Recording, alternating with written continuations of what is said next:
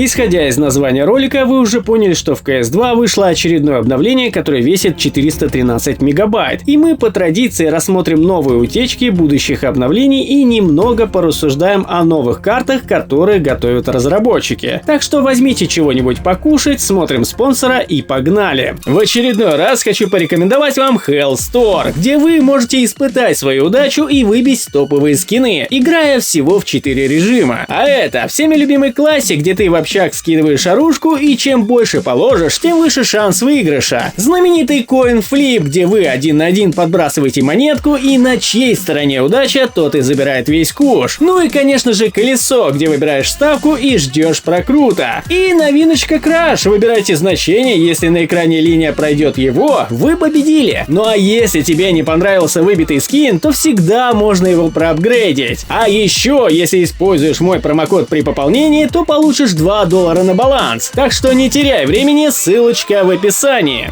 Итак, начнем мы, конечно же, с текущего обновления, в котором изменения лишь на новой карте Overpass. Убрали на самом деле очень значительные недочеты. Это простреливание коннектора, который вообще не поглощал урон от пуль. Как вы могли понять, это пофиксили. Также убрали возможность на коннекторе и на лонге в соло забираться на верхние позиции. Теперь это будет достаточно сложно сделать и не будет ломать баланс сил. Ну и как бонус добавили возможность залезть на погрузчик на Т-спавне. Видимо, с продумкой на режим напарники или же на сейфган момент. И в принципе на этом обновление и заканчивается. И вы наверняка заметили разницу, когда выходили карты Dust 2, Mirage и Nuke. Таких прям частых обнов не было. И понятное дело все потому, что Overpass это почти что полноценный ремейк. Но вы только представьте, сколько обновлений выйдет, когда релизнут ремейк Inferno. Но давайте-ка взглянем на все утечки по поводу новых карт. Кое-что вы наверняка знали, а кое-что для вас будет открытием. Если вы следите за новостями по утечкам в CS2, то уже знаете, что разработчики перекрыли кислород. И теперь в файлах игры нет изображений карт, которые выйдут в будущем. И я думаю, это сделано не только потому, что они спалили внешний вид будущего Inferno. Дело в том, что по ним можно определить, что некоторые карты и вовсе не должны были так сильно перерабатываться, как тот же Overpass. Возьмем для примера ту же карту Inferno. Сначала в файлах игры присутствовали изображения обычного порта Inferno с слегка переделанными текстурами, который уже находился у разработчиков на руках. И это как раз таки то самое Inferno с припиской S2. Ну вы помните, в прошлом году были утечки карт, над которыми работали разработчики. Но вдруг в какой-то момент они решили начать делать полноценный ремейк Inferno, а не просто как Dust 2 подтянуть текстуры и освещение. Поэтому сначала все изображения заменились на один кусок будущей карты, а потом и вовсе появились полноценные изображения будущих мест. И так на самом деле происходит со всеми картами. Кто-то удостоился почти полной переработки, а кто-то просто с заменой некоторых текстур и освещения. Ну а так на данный момент мы знаем, что разработчики готовят следующие карты. Это Ancient,